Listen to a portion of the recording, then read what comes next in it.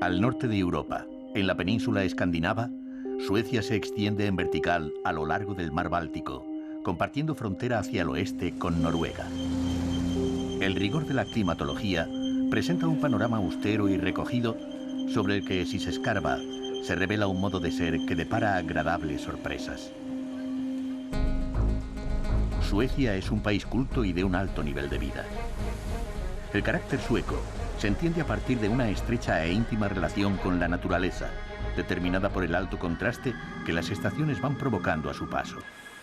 De los extensos, oscuros y gélidos inviernos a la fulgurante eclosión que el verano trae con sus largas horas de luz. Suecia presume de ser un país que ha dado lecciones al mundo sobre cómo construir una sociedad justa basada en el sentido de lo colectivo que exhibe en sus ciudadanos. Después de haber enterrado definitivamente un belicismo de tiempos remotos, tras el que llegó a ser una potencia militar que se anexionó naciones colindantes, Suecia cumple hoy en día un papel modélico en la escena internacional, colaborando al máximo en materia de derechos humanos, mediación y persecución de la paz.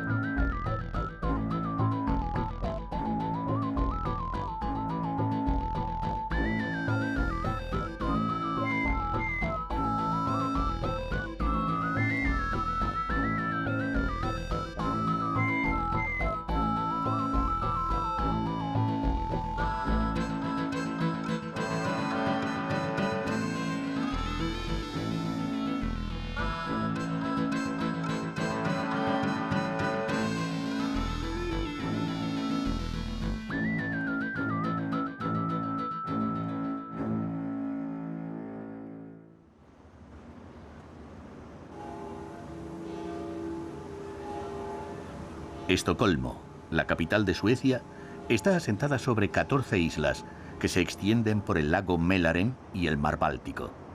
La vista general desde la torre del ayuntamiento permite apreciar su distribución por generosas extensiones, entre las que conviven a partes iguales las edificaciones, el agua y las zonas verdes.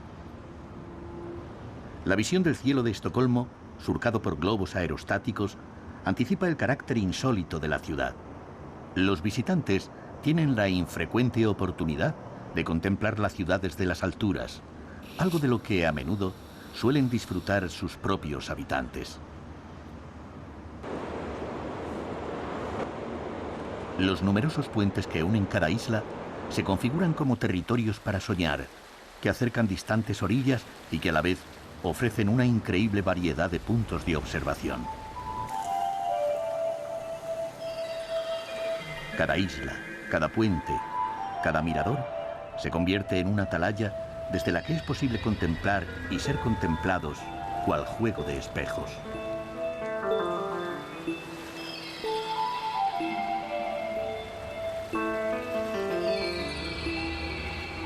Estocolmo sufrió en el pasado la plaga de los incendios, por lo que la mayoría de los edificios actuales se construyeron a partir del siglo XIX.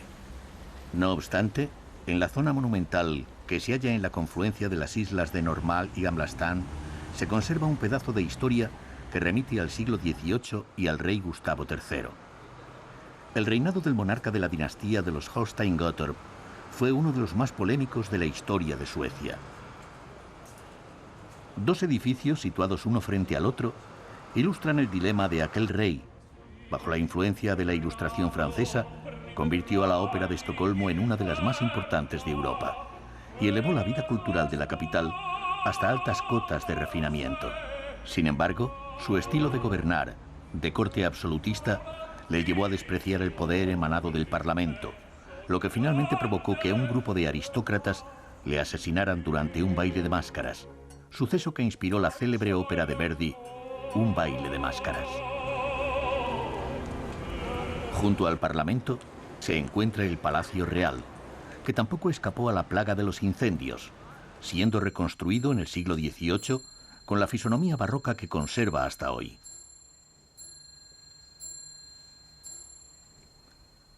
El Palacio Real fue formalmente designado como tal por la célebre reina Cristina, y aún alberga en su interior las reuniones del Consejo de Estado.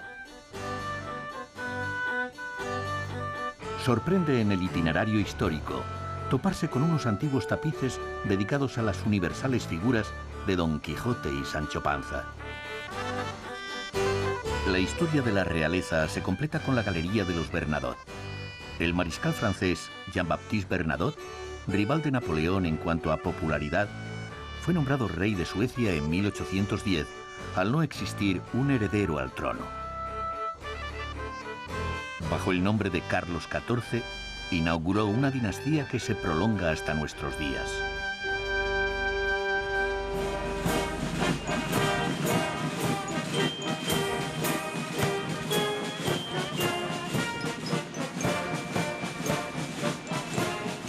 A las puertas del palacio, todos los días del verano, se celebra la ceremonia del cuerpo de guardia.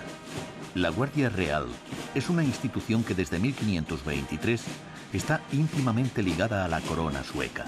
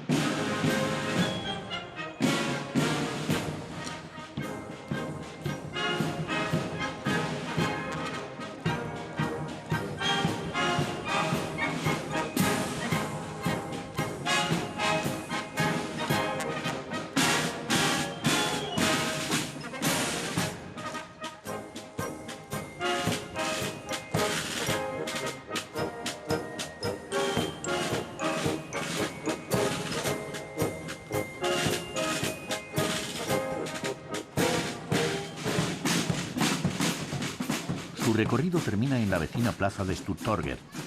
Muy visitada por su ambiente y por la belleza de sus fachadas, conserva aún el aire medieval que caracteriza a esta parte de la ciudad.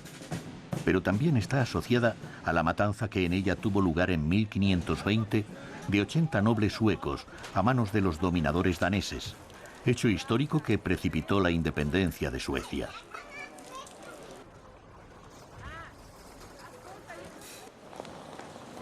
Desde la plaza de Stortorget se inicia un breve pero intenso recorrido por la ciudad vieja, o Gamla Stan. El primer núcleo urbano que dio origen a la ciudad aún desprende reminiscencias de sus orígenes, fachadas que recuerdan a los cuentos de hadas, calles estrechas y peatonales llenas de vida.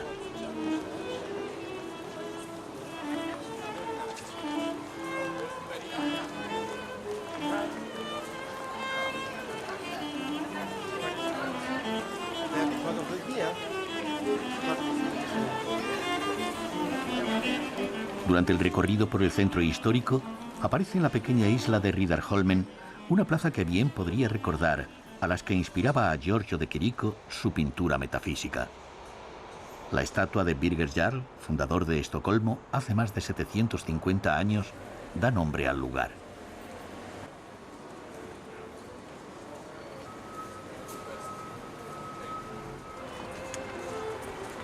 De vuelta a la plaza de Stortorget, el paseante se encuentra con la primera referencia a una institución que está estrechamente vinculada a la ciudad de Estocolmo. El Museo Nobel rememora la figura del personaje más universal de la historia de Suecia. Alfred Nobel inventó, entre otras muchas cosas, la dinamita. En su testamento, donó su capital para la creación de los más prestigiosos premios que llevan su nombre y que recompensarían el esfuerzo realizado en el mayor beneficio a la humanidad en los diferentes campos del conocimiento. La ruta de los premios Nobel continúa por el emblemático edificio del ayuntamiento. En el célebre Salón Azul tiene lugar cada 10 de diciembre, aniversario de la muerte del benefactor, la cena de gala de los Nobel. Aunque no hay nada azul en su interior, el arquitecto Ragnar Oesberg decidió preservar el color de los ladrillos y no pintarlos de azul, como era su intención original. En el contiguo Salón Dorado tiene lugar el baile que sigue a la cena. Sus paredes conforman un mosaico de 18 millones de piezas de oro y cristal y está presidido por una imagen alegórica de Estocolmo, la reina del lago Mälaren. Las apacibles superficies de agua que rodean Estocolmo permiten llevar a cabo una de las actividades preferidas de los estocolmeses: las escapadas de fin de semana para entrar en contacto con la naturaleza.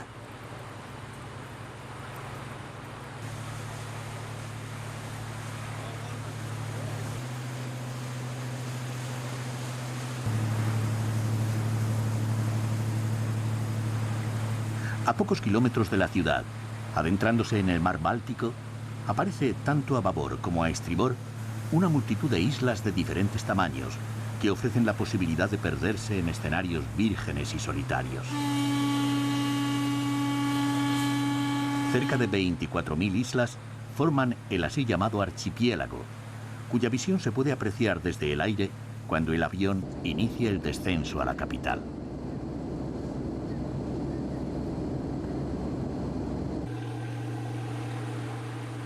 Uno de los muchos viajes en barco posibles conduce al Palacio de Drottningholm, o Palacio de la Reina, actual residencia oficial de los reyes de Suecia. Tanto el palacio como los alrededores fueron declarados Patrimonio de la Humanidad por la UNESCO, calificación que hace justicia a uno de los parajes más bellos del país. Los jardines de inspiración versallesca y relajantes sonidos acuáticos descubren la extrema elegancia del lugar.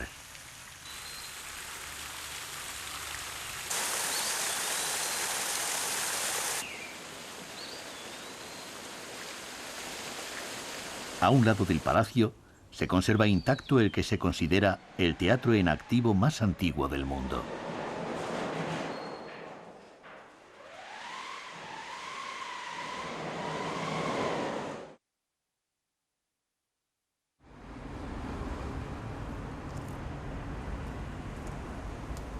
Junto a la fachada de un depurado estilo Art Nouveau del Teatro Dramático Real, llama la atención la estatua de la fallecida actriz Margareta Kruk, en la esquina donde solía fumar un cigarrillo antes de cada representación.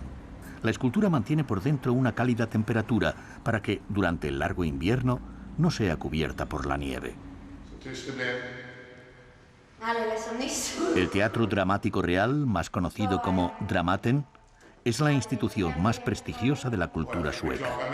No en vano la ciudad ofrece a sus habitantes la mayor proporción de escenarios per cápita del mundo. El Dramaten ha sido la cuna de las grandes figuras de la escena sueca, como el actor Max von Sydow. Ingmar Bergman, más conocido en su faceta de cineasta, aún conserva su propio despacho en la sede del teatro que tantas veces dirigió. Abierta a nuevas propuestas escénicas, la institución gestiona otras salas como la del El Verket, teatro de vanguardia que ocupa la antigua sede de la compañía eléctrica. La innovadora versión del clásico de Shakespeare, Romeo y Julieta, supuso un gran acontecimiento en el panorama teatral sueco al incorporar una amplia gama de recursos escénicos.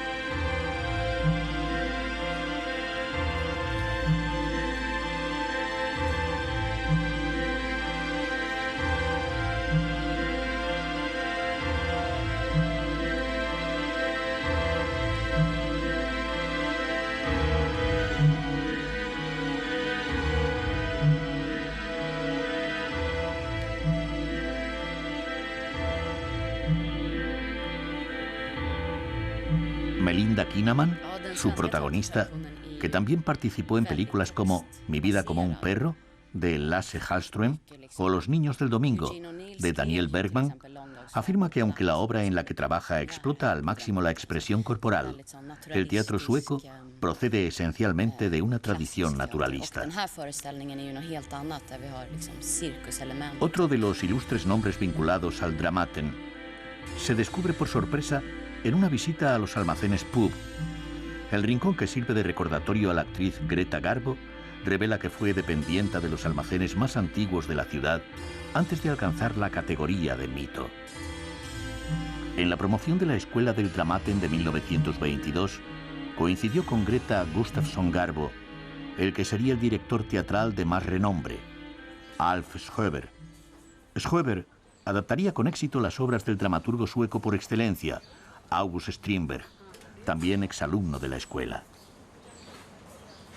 Desde el mirador de Mosebacke, en la isla de Södermalm, Strindberg inmortalizó la descripción de Estocolmo en una tarde del mes de mayo, con la que arranca su novela El cuarto rojo.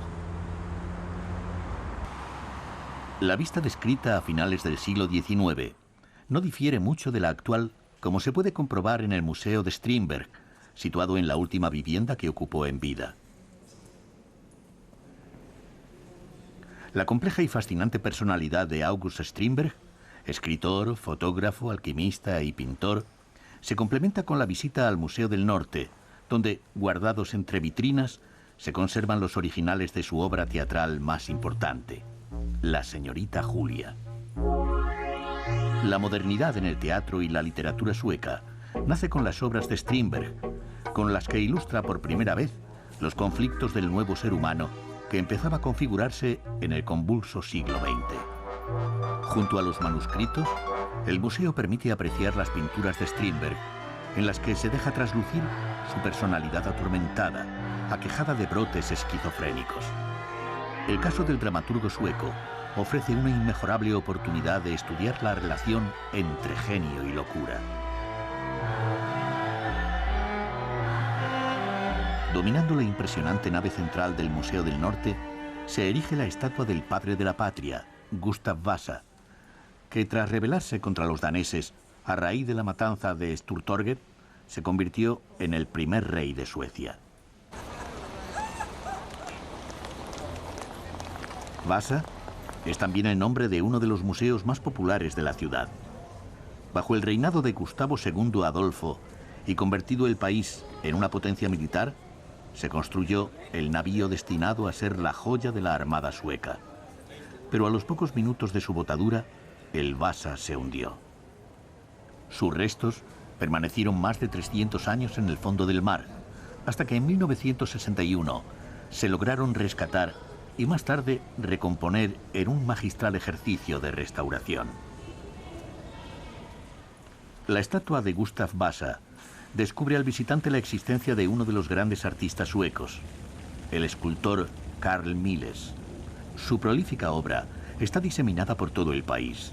Sin embargo, en la isla de Lidingö, gran parte de sus esculturas están reunidas en uno de los lugares más fascinantes de Estocolmo, el Millesgården.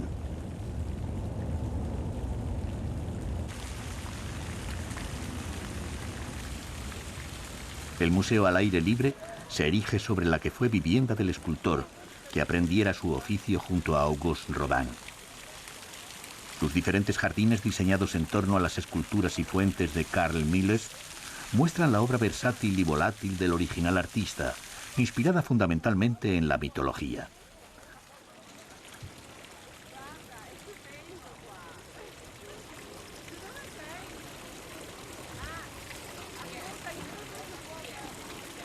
En la puerta de entrada al que fuera su taller, aún se puede leer la inscripción que Milles forjó pidiendo que le dejaran trabajar cuando luciera el sol. En la plaza de Sergel, en la isla de Norrmalm, la zona más moderna de Estocolmo, se erige uno de los recintos más visitados tanto por lugareños como por foráneos, la Casa de la Cultura. Se constituye en un lugar de ocio, cultura y encuentro que ofrece la posibilidad de ver de cerca ciertos rasgos de la comunidad sueca, como por ejemplo la integración multicultural.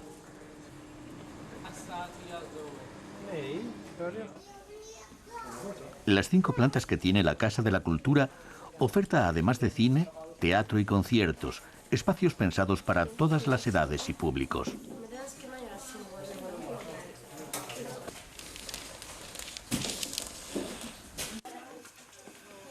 En la organizada y relajada vida de un habitante de Estocolmo, surge a menudo, premeditadamente o por azar, la oportunidad de pasar un rato en este lugar tan céntrico, para escuchar música, leer la prensa nacional o extranjera, o documentarse sobre la ciudad. En cualquier libro sobre Estocolmo, el viajero va a encontrar referencias a uno de sus edificios más característicos, el Museo Nacional. De entre el eclecticismo de su colección de pinturas, sobresalen los autores suecos que a principios del siglo XX, casi en paralelo al modernismo de Strindberg, rompieron con la tradición académica y plasmaron el alma sueca en sus pinturas. El baile del solsticio de verano, de Anderson, centra su atención en una escena cotidiana transmitiendo el misterio y la sensualidad de la acariciadora y longeva luz del verano. La luz, la naturaleza y las estaciones marcan dramáticamente el carácter sueco y por lo tanto su arte.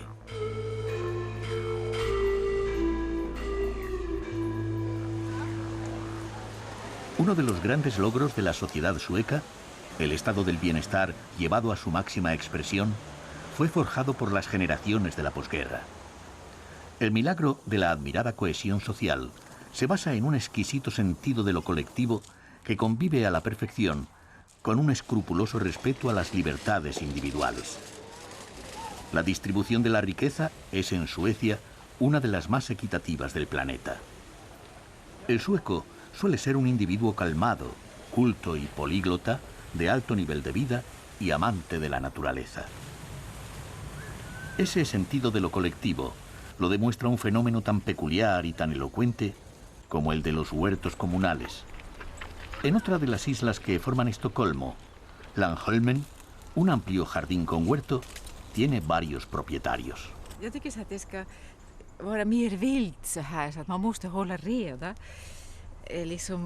Esta señora nos cuenta que se desplaza hasta el huerto los fines de semana para cuidar su porción de tierra, en la que cultiva hortalizas para el autoconsumo.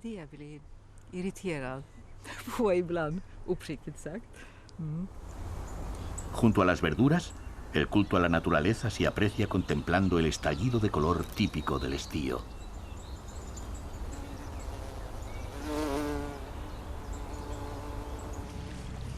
La cercana isla de Långholmen albergaba el Penal de Estocolmo, hoy convertido en hotel. La belleza de sus parajes, la calidad de sus aguas y de su entorno, convierte a los estocolmeses en prisioneros de la paz que emana de esta gran zona verde insertada en el corazón de la ciudad.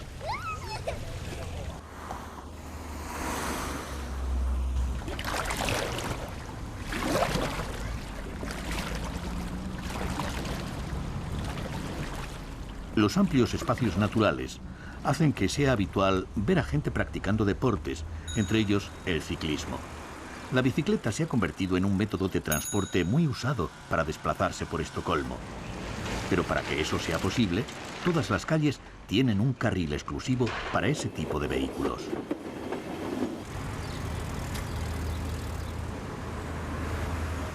A pocos minutos del centro de la ciudad está el Parque Haga, un bosque con amplias praderas que invita al esparcimiento.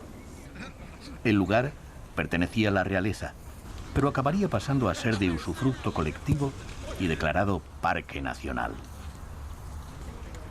Esta íntima relación con la naturaleza y el aprecio a lo comunitario se funden en un derecho consuetudinario que está en las raíces de la cultura sueca y que es conocido bajo el nombre de Allemansrätt. Quiere decir que todo ciudadano tiene el derecho de disfrutar de la naturaleza siempre que la respete. Por ejemplo, si se encuentra en unas tierras de propiedad privada, tiene derecho a cruzarlas, incluso a pernoctar en ellas una noche, si no las causa ningún daño. Razón por la que en Suecia No se ven vallas o cercas ni en el campo ni en torno a las casas. Hay sonidos, como sabores o colores, que ayudarán a evocar la ciudad de Estocolmo al viajero que se dispone a abandonarla.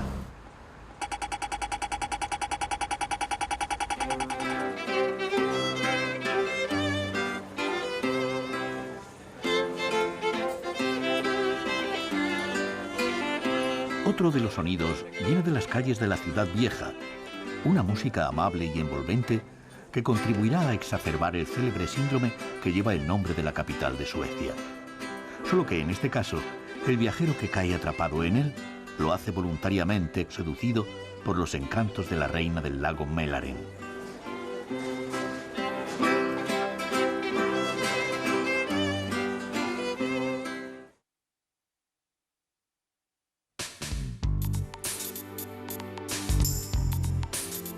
...70 kilómetros por carretera separan Estocolmo de Uppsala. A ambos lados de la carretera aparecen campos de tonalidades amarillas y suaves ondulaciones, una estampa cromática muy típica del país. Pronto Uppsala se revela como una ciudad dedicada a la ciencia y a las artes y poblada mayoritariamente por estudiantes.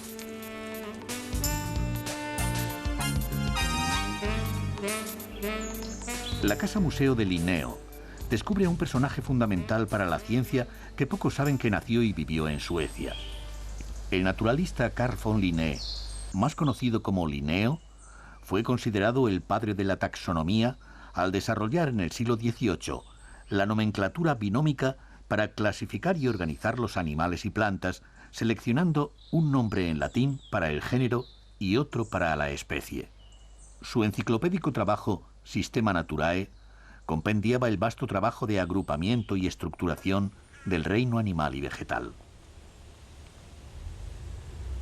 En los billetes de 100 coronas, junto a la efigie de Linneo, aparecen en latín las primeras palabras que a los 22 años escribió sobre la vida sexual de las plantas. Pero las sombras que hay tras la inscripción desvelan en letras microscópicas la idea motriz que guió sus investigaciones. Omnia mirare etiam tristísima, que significa también las cosas pequeñas merecen nuestra atención.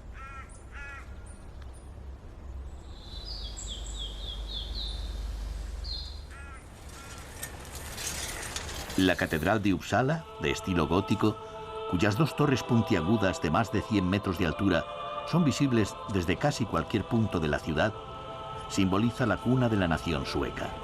En ella, el 6 de junio de 1523, el noble Gustav Vasa fue proclamado rey de Suecia, quien también en esta catedral derrotó a la resistencia católica e impuso la reforma protestante, tradición luterana que excepcionalmente rompió su bisnieta, la ilustrada reina Cristina, convirtiéndose al catolicismo y teniendo finalmente que abdicar y exiliarse en Roma.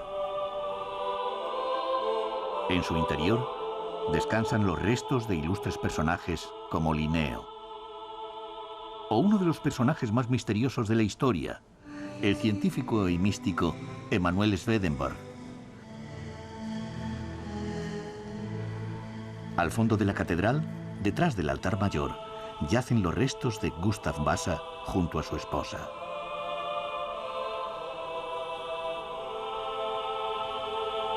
Muy cerca de la catedral se encuentra la Universidad de Uppsala, una de las instituciones más prestigiosas del país, fundada en 1477. La universidad recuerda a sus alumnos, entre ellos Anders Celsius, el inventor de la escala centígrada de medición de temperaturas. Uppsala ha tenido siempre un papel destacado en las vidas de los científicos o artistas más reputados de Suecia. En siglos pasados, los más altos funcionarios del Reino de Suecia se formaban en su universidad.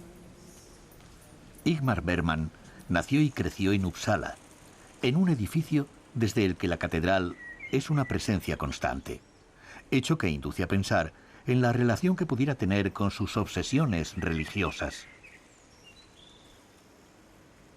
El castillo de Uppsala, también construido por Gustav Vasa, y el imponente edificio del Jardín Botánico son las últimas impresiones de una ciudad enteramente dedicada a las artes del conocimiento.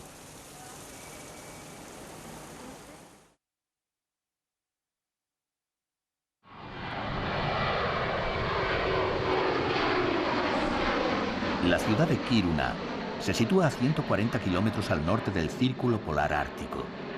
El viajero que se adentra en esta remota región sabe que está visitando el último espacio salvaje de Europa. La vista aérea antes de llegar a Laponia muestra las impresionantes reservas de agua que Suecia tiene almacenadas en sus casi 100.000 lagos. Kiruna nació a la par que el siglo XX y su historia está íntimamente ligada a la mina de hierro LKAB, la principal actividad industrial de la zona. Hoy la mina, todavía en funcionamiento, puede ser visitada, lo que ayuda a explicar parte de la historia de Suecia y a comprender el desafío que supuso uno de los mayores homenajes conocidos al esfuerzo humano.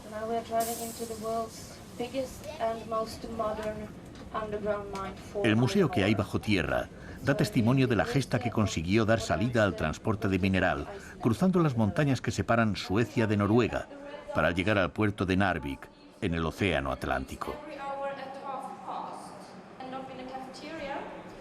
La razón de buscar una salida hacia el oeste residía en que, gracias a las corrientes del Golfo, las aguas de Narvik nunca se helaban, cosa que sí ocurría con cierta frecuencia en el más cercano Mar Báltico. En 1903, Su Majestad el Rey Óscar II inauguró el ferrocarril, cuya construcción fue una obra titánica realizada en tiempo récord y en extremas condiciones de trabajo.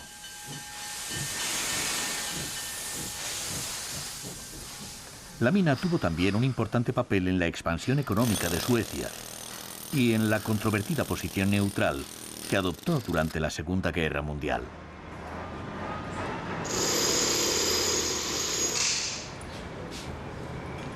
En la actualidad, en pleno siglo XXI, todavía se extrae hierro a más de 1000 metros de profundidad.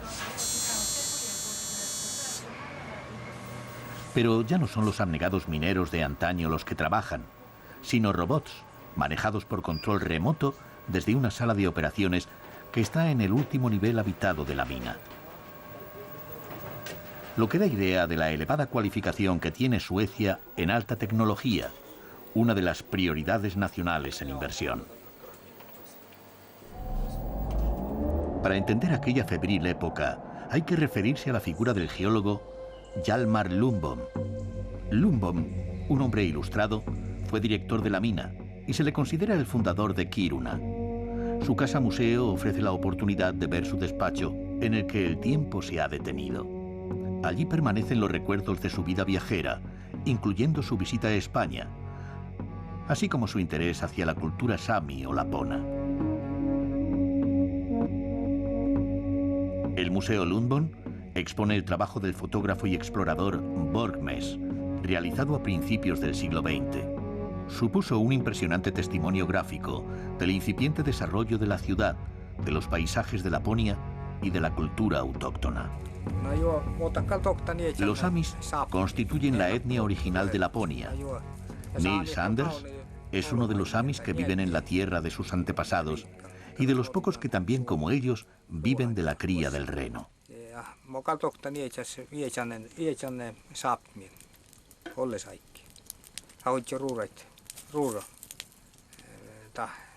Nils relata en su idioma original, el lapón, cómo tanto la tecnología como la nueva economía han forzado cambios drásticos en la vida tradicional de los samis, hasta el punto de que dedicarse a los renos se ha convertido en una actividad de mucho riesgo.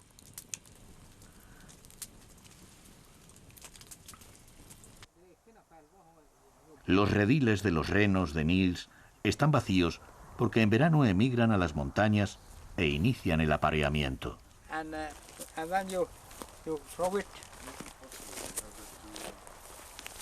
La serenidad, humor y envidiable vitalidad de Nils parecen tener que ver con su herencia cultural, plenamente identificada con la naturaleza.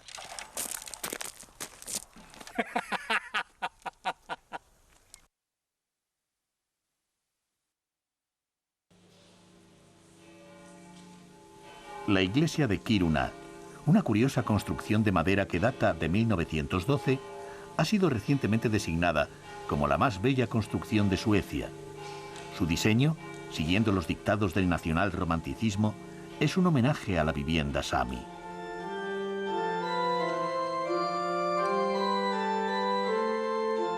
Hjalmar Lundbom ejerció su mecenazgo ordenando su construcción. Kiruna se convirtió en un centro de peregrinaje de intelectuales y artistas, amigos personales del benefactor, como Strindberg o el príncipe Eugenio, autor del mural que hay tras el altar mayor.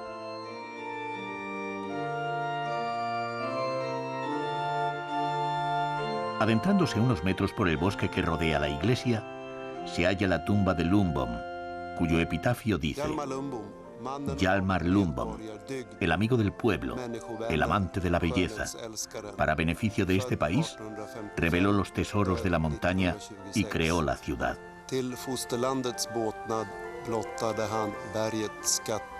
La ciudad tuvo bajo su influencia un diseño arquitectónico novedoso que la hizo más humana y habitable. En cierta forma, Kiruna fue el sueño de un hombre que demostró que las utopías a veces están más cerca de lo que parecen. Lundbom fue también responsable en buena parte de la hazaña que significó la construcción del ferrocarril hacia el oeste. Hoy en día, la vía férrea alterna el transporte de mineral con el de turistas y excursionistas.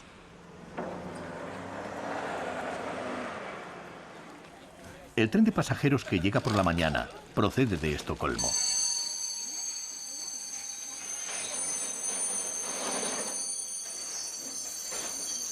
Tras parar en Kiruna, se dispone a realizar el mismo trayecto que durante un siglo hicieran los trenes cargados de hierro.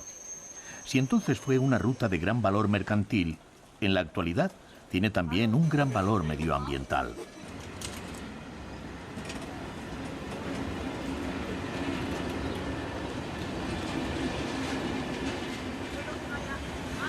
Antes de llegar al destino final, el tren para en Abisko, nombre de uno de los parques nacionales más importantes de Suecia. Allí un hotel de montaña centraliza todas las actividades en contacto con la naturaleza.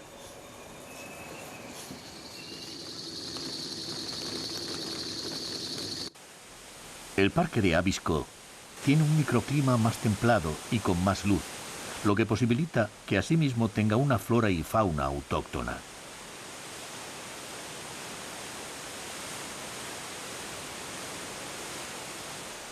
El deshielo continúa en verano y nutre de caudalosas aguas al río Abiskojoka, que atraviesa el parque formando un valle.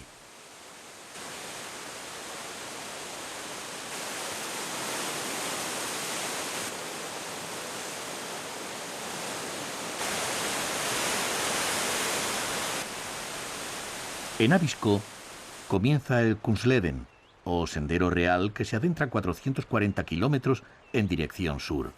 Recorrerlo es para los senderistas suecos una tradición del mismo rango que nuestro Camino de Santiago.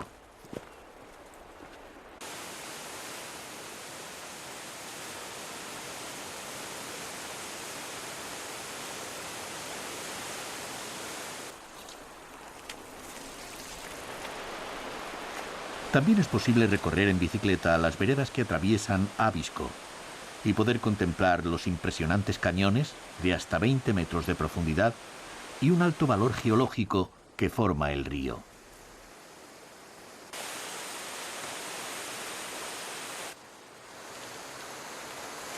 Las aguas de la Abiskojoka desembocan en el lago Torneträsk, el quinto mayor de Suecia, con más de 70 kilómetros de largo.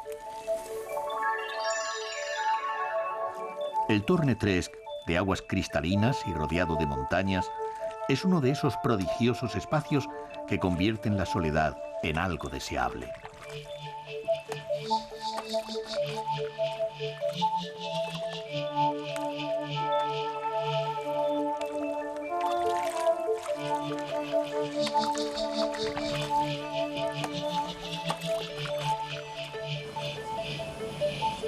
Una vez que se abandona el Parque Nacional de Abisko, el tren continúa su trayecto hasta Narvik. Uno de los vagones tiene el techo de cristal, lo que permite observar los paisajes montañosos que pronto aparecen a los lados y por encima de los pasajeros.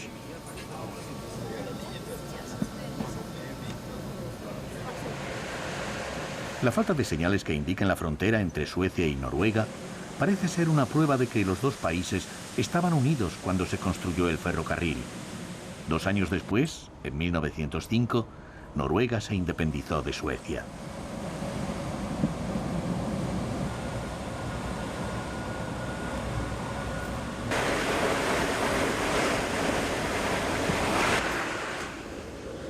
Un indicio muy claro de que el tren ha cruzado la frontera es encontrarse con el nacimiento del fiordo. El fiordo se va agrandando progresivamente, descubriendo las aguas del Mar del Norte. El tren se detiene definitivamente en Narvik, punto final del trayecto. Allí un museo recuerda la batalla naval que tuvo lugar durante la Segunda Guerra Mundial para controlar los suministros de hierro. Desde Narvik se puede serpentear por una carretera que atraviesa numerosas islas hasta llegar a la localidad costera de Andenes. Allí le espera al viajero una experiencia única de carácter estacional: el avistamiento de ballenas. A menos de 1 hora en barco, en alta mar, aparecen los cetáceos. Entre mayo y septiembre llegan desde las zonas tropicales con el fin de alimentarse. La plataforma continental roza en esa latitud la costa noruega. La profundidad de las aguas, unida a la cantidad de horas de luz que hay en esta época del año, provocan un aumento de plancton, lo que a su vez genera una mayor fauna marina de la que se nutren las ballenas.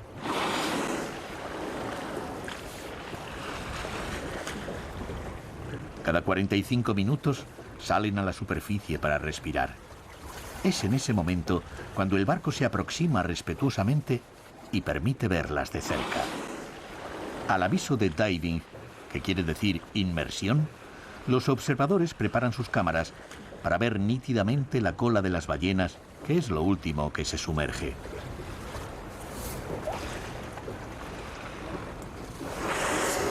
Diving.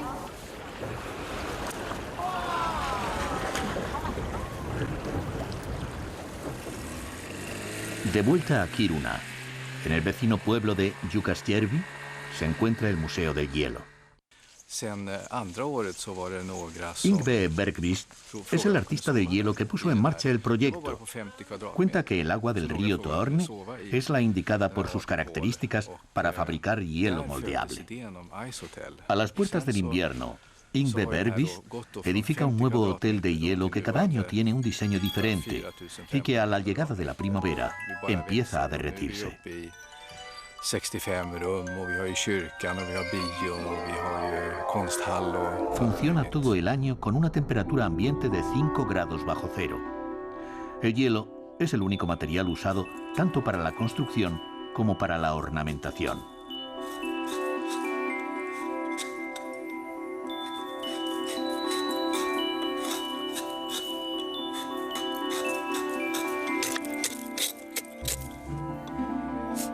Uno de los próximos proyectos de Yngve Bergqvist es levantar a tamaño natural una réplica del shakespeariano Globe Theatre para que actores que desafíen el frío representen cálidos dramas en gélidos decorados. Las condiciones atmosféricas son un factor imprevisible por estas latitudes. Si la meteorología lo permite, uno de los fenómenos naturales más atractivos de contemplar en Laponia en los meses de junio y julio es el sol de medianoche. El sol que nunca se pone y que de madrugada recorre el horizonte en paralelo a la Tierra. Mientras el sol luce por la noche en Laponia, más al sur, en climas más templados, brilla la luna de Gotemburgo.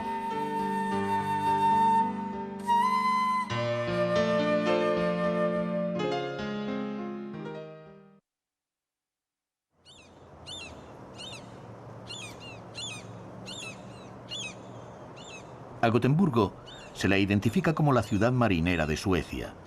Ciudad abierta, cuna de navegantes y sede de una compañía que hizo historia, la Compañía Sueca de las Indias Orientales.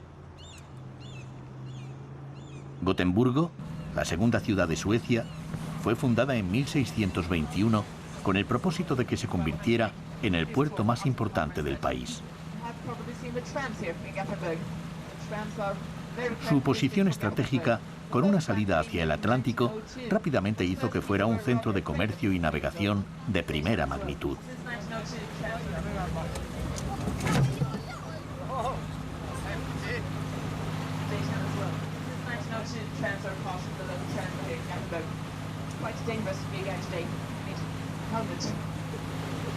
En una de las orillas del estuario se erige el monumento dedicado a la mujer del marinero. En la orilla opuesta se encuentran los muelles de Terranova. Allí está haciéndose realidad el sueño de unos empresarios románticos.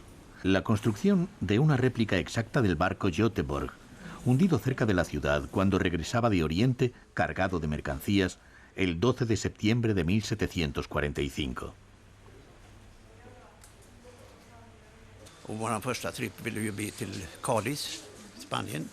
Göran Ullman, un hombre curtido que participó en la Segunda Guerra Mundial como voluntario de la Cruz Roja y uno de los patrocinadores del proyecto, quiere que la réplica del Göteborg haga el mismo trayecto que el malogrado barco que fue fletado por la Compañía Sueca de las Indias Orientales. Nos relata cómo el barco paraba entonces cerca de un mes en Cádiz, en su camino hacia Cantón, para aprovisionarse de vituallas y para cambiar hierro y madera por plata. La plata gaditana era fundamental para los expedicionarios suecos, pues era la única mercancía que aceptaban los chinos para intercambiarla por porcelana, sedas y especias. Las exposiciones permanentes del Museo Municipal de Gotemburgo, ligadas a la historia de la compañía, muestran los géneros que los navíos traían del lejano oriente.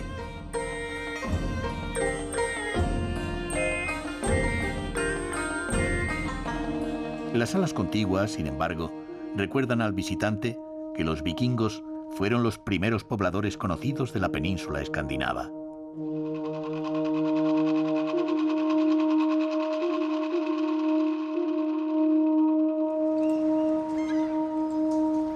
No lejos del Museo Municipal se encuentra la Plaza del Ayuntamiento, dominada por la estatua de Gustavo II Adolfo, fundador de la ciudad.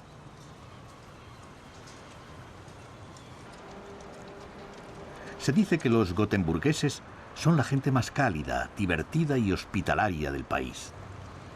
Desde la Götaplatsen se divisa una de las calles más animadas de la ciudad, la avenida de Kungsports. Gotemburgo tiene un aire cosmopolita. Sus terrazas al aire libre recuerdan más a urbes como París que a una ciudad nórdica.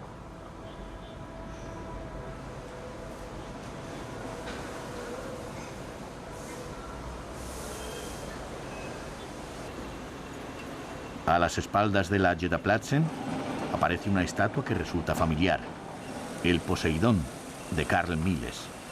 La réplica que existe en el Millesgården de Estocolmo no impide apreciar la belleza de esta gigantesca escultura, bañada permanentemente por el agua, como si se contemplara por primera vez. Justo detrás del Poseidón se halla el museo de arte más importante de la ciudad.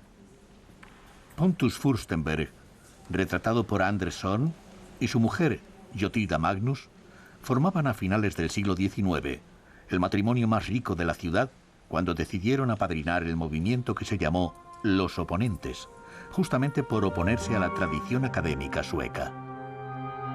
Los Oponentes crearon un nuevo estilo pictórico dominado por la luz nórdica y por trasladar su atención a motivos cotidianos. Las pinturas del matrimonio Furstenberg fueron donadas al museo y entre ellas destaca una en especial. Richard Berg fue uno de los máximos exponentes del nacionalromanticismo en pintura. Su cuadro, Nordisk Sommerfeld, atardecer nórdico de verano, se ha convertido en símbolo nacional de la luz escandinava. Frente al observador se sitúan una mujer y un hombre que miran desde una terraza los reflejos del agua. La suave luz anaranjada del crepúsculo, entre el sueño y la vigilia, disuelve la brusquedad de los contornos y evoca un estado de melancolía y deseo con un subyacente tono erótico. Los modelos fueron personajes del entorno artístico del pintor, como el príncipe Eugenio y la joven cantante Karin Pick. Cada uno recuerda cómo fue algo, pero siempre de forma diferente. Es la inscripción del fotógrafo Christer Strömholm, al que el centro Hasselblad homenajea por ser el artista gráfico que retrató mejor la década de los 40 y 50 en Suecia. El centro de exposiciones Hasselblad, situado en la planta baja del Museo de Arte, representa un toque de atención al visitante que le descubre que la prestigiosa cámara fotográfica nació en Gotemburgo. La fábrica original que fundara Victor Hasselblad se identifica fácilmente por tener una gigantesca reproducción en su tejado. Si los astronautas que pisaron la Luna llevaban una Hasselblad consigo, sería probablemente por ser la cámara más fiable y profesional. La cámara utilizaba una tecnología propia basada en el intercambio modular. Hoy sigue siendo la preferida de aquellos expertos que consideran la fotografía como un arte.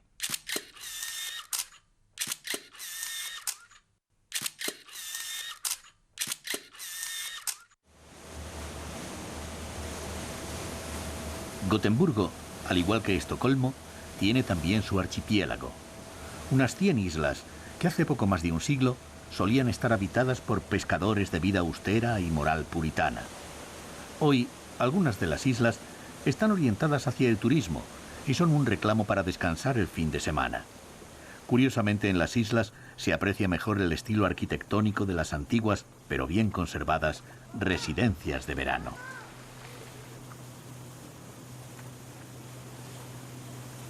Antes de llegar a destino, de nuevo se hace presente el pasado de la ciudad, unido a la todopoderosa Compañía de las Indias Orientales.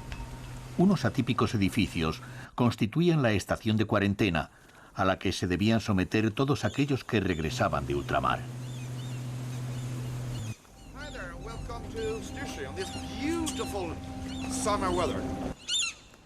Bo Lindqvist era un alto ejecutivo que abandonó la presión laboral y la vida ajetreada para montar este pequeño hotel que garantiza tranquilidad y silencio en la encantadora isla de Stirso. La mayoría de los clientes de su pequeño hotel son personas de la tercera edad. Bo conoce su trabajo y sabe perfectamente que los actuales pensionistas son gente exigente, que demandan reciprocidad, pues son ellos los que levantaron con su esfuerzo el estado del bienestar, del que ahora se benefician las presentes generaciones.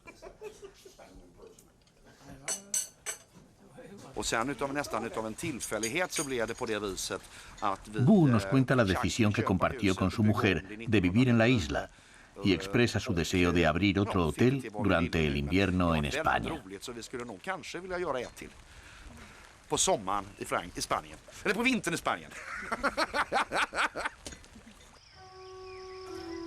La iglesia del popular barrio de Haga data de mitad del siglo XIX. Las iglesias en Suecia no solo tienen la función de ofrecer servicios religiosos, también sirven de lugar de reunión, en el que es posible comunicarse y combatir la soledad. La música que suena habitualmente en los recintos sagrados contribuye al recogimiento, a crear un espacio para la meditación, rasgo consustancial del carácter sueco.